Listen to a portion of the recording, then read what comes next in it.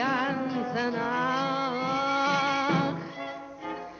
Johnny, ich träum so viel von dir. Ach, komm doch mal zu mir, nachmittags 3:30.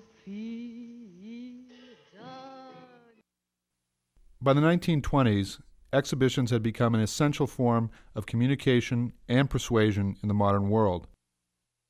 I'm Terence Riley, and this exhibition was curated by Barry Bergdahl and myself. Ludwig Mies van der Rohe declared that exhibitions must be demonstrations of leading forces and bring about a revolution in our thinking. In fact, Mies's reputation as a member of Germany's architectural avant-garde was initially created through the publication and exhibition of his unbuilt visionary projects. In 1926, Mies was made vice president of the Deutscher Werkbund, a progressive national alliance of industrialists and designers. Over the next 10 years, Mies became known throughout Europe for organizing and designing innovative exhibitions.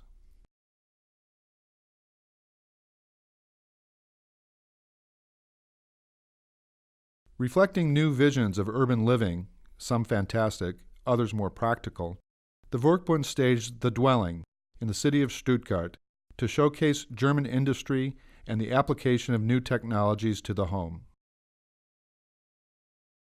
The most celebrated component was the Weissenhof housing colony, which addressed the need for low-cost housing in Weimar, Germany. Referred to as a built exhibition, the colony featured experimental housing designed by leading European architects, including Le Corbusier from France, J.J.P. Oud from the Netherlands, and Walter Gropius and Peter Behrens from Germany. Mies designed the master plan as well as an apartment block for its most prominent site. Initially open to the public, the freestanding houses, row houses, and apartments later became homes to over 60 families. The Werkbund not only addressed the need for housing, it created housing, and the homes are still lived in today. The dwelling also included exhibits of materials and products for the housing industry. Commissioned by the Association of German Plate Glass Manufacturers, the glass room was designed by Mies and his longtime collaborator, Lily Reich. It has been digitally recreated for this exhibition based on materials in the Mies van der Rohe archive here at the Museum of Modern Art. This exhibit is a sequence of flowing spaces. Only two are enclosed, inaccessible to the viewer. One contains a sculpture by Wilhelm Lehmbruck, the other is a winter garden, essential symbols of art and nature. The spaces are suggested, rather than defined, by sheets of green, gray, transparent, and etched glass, diffusely lit through the translucent fabric ceiling.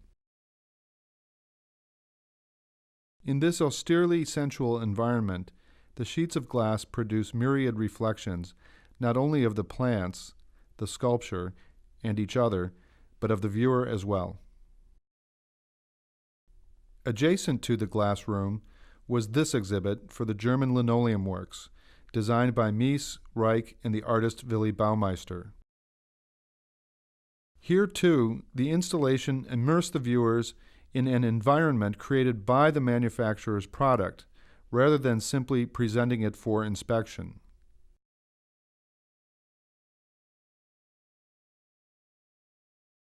That same year, Mies and Reich also collaborated on the Velvet and Silk Café, constructed for the Women's Fashion Exhibition in Berlin.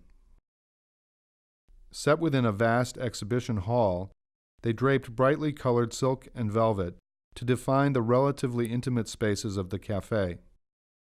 Once again, their design was both material and spatial.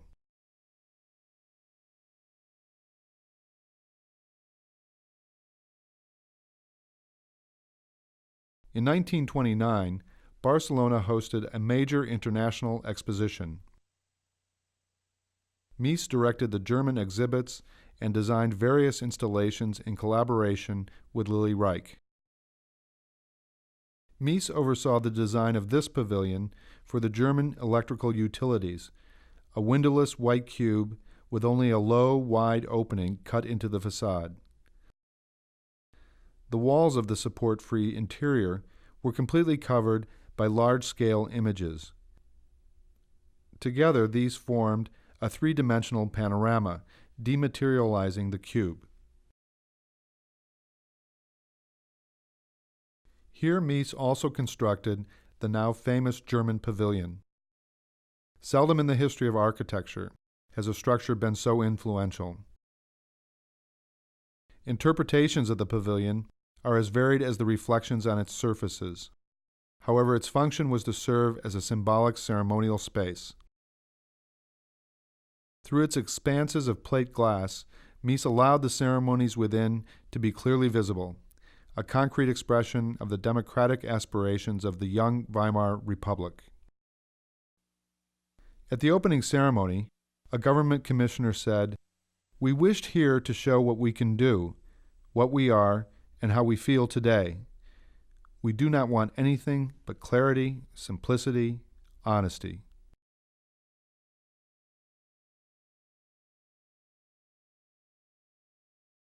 In 1931, as part of a larger event called the German Building Exhibition, the Werkbund sponsored The Dwelling of Our Time, another major display of architecture and design.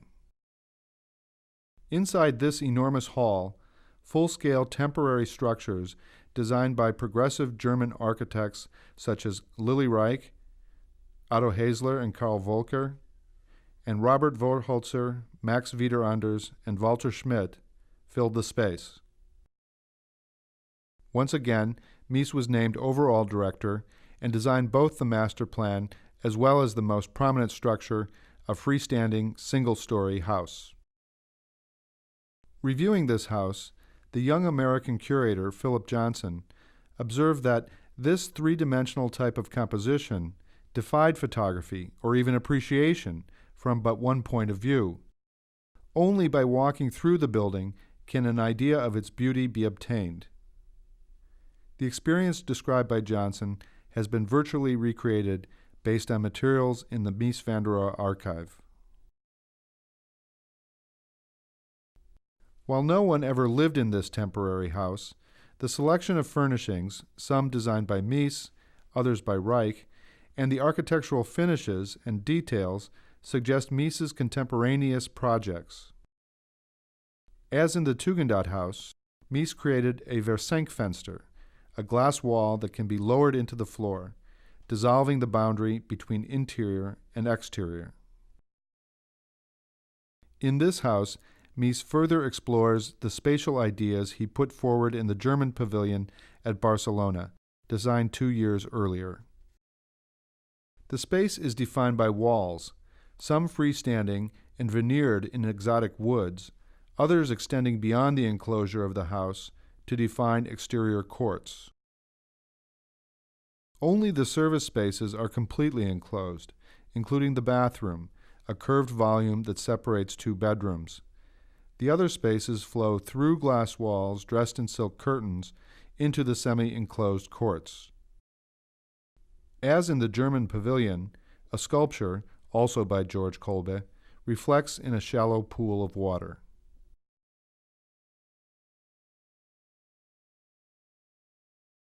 The National Socialist Party took power in 1933. The party enthusiastically embraced Germany's tradition of national industrial exhibitions, yet the very title of the 1934 event, German People, German Work, suggests the increasingly overt propagandistic role that such events would play. While this exhibition was held in the same hall as the 1931 event, it was organized around a monumental axis, presided over by a German national eagle. Mies was not asked to assume the overall direction, but he and Reich were invited to design the display for the German mining industry. Here, massive walls of varied heights, 2 of coal and 1 of salt, stood before mural-size photographs. Their abstract design stood in stark contrast to the political theatricality that dominated the exhibition.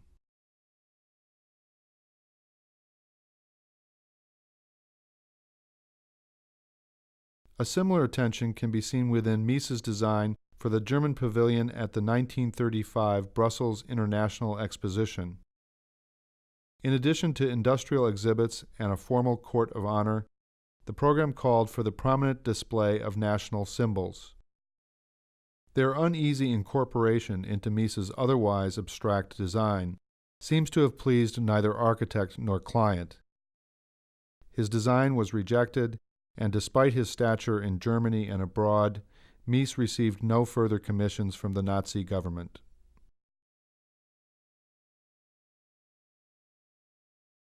In 1938, Mies emigrated to America. In 1947, the Museum of Modern Art staged a retrospective exhibition of his work, held here in this very room.